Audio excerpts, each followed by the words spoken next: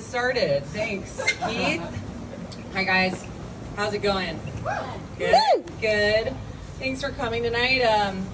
Before I start, I just want to get something off my chest. I called in sick to work today, but I know what you're thinking. I look fine. Thank you. I appreciate that. But deep down, I'm just another hot girl with tummy issues. It's true. And I know it's definitely the diet. That's the main thing. I am a second generation non-traditional wife, which means I just don't like to cook. Okay, it's just not fun. I don't like it. But I also am really good at girl dinner. Thank God. Because my ex, he's a chef, and he's actually a really good one, which is great. But that means that I've never really had to fend for myself. Before we got together, I was in a sorority. So we had a chef, and I think that was the main reason I didn't leave. Maybe twice.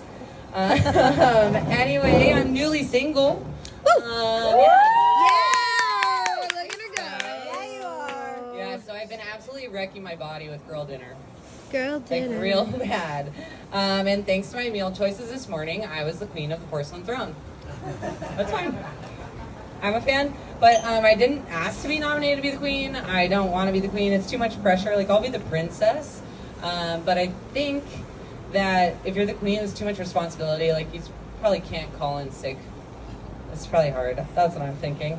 But yeah, just in case my boss is strolling by or one of you decides to narc on me, I just wanted to say that I do feel like shit. But I still showed up. Because it seems that I may be addicted to attention. And the show must go on. So yeah, my name is Brenda. Woo! Chee-hoo. I tend to answer to whatever the fuck anyone calls me though, because no one really gets my name right. I'm often Brenda or Brianna, and that's fine. I've just accepted it because I'm not very confrontational. I am a middle child, and maybe that has something to do with it, but for example, I got a tattoo like not too long ago. I guess it's been almost a year, but when I went in for it, it was supposed to be the size of my palm. It's not. It's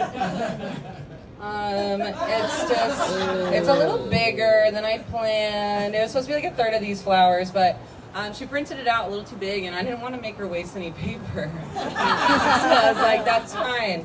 We can go with it. My mom told me not to get a sleeve, but she didn't say not to get a half sleeve, so we're good. But yeah, I'm 33 and I'm from Indiana. Yeah, I'm coming up on my 10th year living here, which is crazy to me. Thanks to zip lines and Craigslist, I live in Hawaii now. And now I'm a glorified middleman, which some people also call concierge. We're here to help. But yeah, I live in North Kohala now, so I drive an hour and a half to humiliate myself in front of strangers. It's going well though. It's my new favorite hobby. Yeah, being in North Kohala is pretty cool. It's interesting because I come from a pretty big town. I don't know if you guys are very familiar with Kohala, but there's around, I think, roughly 6,000 people in the population. And my high school had about 5,000. So it's new. 10 years in, and I'm still, learning, having new experiences. When I got pregnant a few years ago, I actually had to have my friend get me my pregnancy test from the next town over so that no one would know. You know, I didn't want to start the drama. But it didn't matter. It was literally 5 days later that I was at Minute Stop, and they were asking me, "Oh, I heard the great news." And I literally not announced to anyone. So that's what it's like to be in a small town. It's pretty crazy. But someone recently asked me what I was doing before concierge, and I was like, man, I actually think I nailed like the job thing. Because I'm 33 and I just got my first desk job, which is pretty cool, right? Yeah, not bad. So I thought I'd just share a little bit of my resume with you all. I was a lifeguard, and I was a camp counselor, and then I was a zipline tour guide, and a freelance photographer, and an online English teacher to kids in China, and then back to ziplining, and yeah, now I'm a concierge, so it's pretty cool. I think what I learned the most is that I have ADHD. Yeah, very much. So being behind a computer is really interesting. But yeah, I think I would have known I had ADHD sooner if I wasn't raised a Christian Scientist. You guys are familiar. That's good. I can't explain it that well, so I was hoping you guys were aware. I usually ask my sister to explain it, so she's not here. So thanks. I'm glad you know. If you're not familiar, most Christian Scientists just don't rely on modern medicine. They don't go to the doctor. I guess they also don't drink or smoke, so technically we didn't legally belong to the church because my family were drinkers and smokers.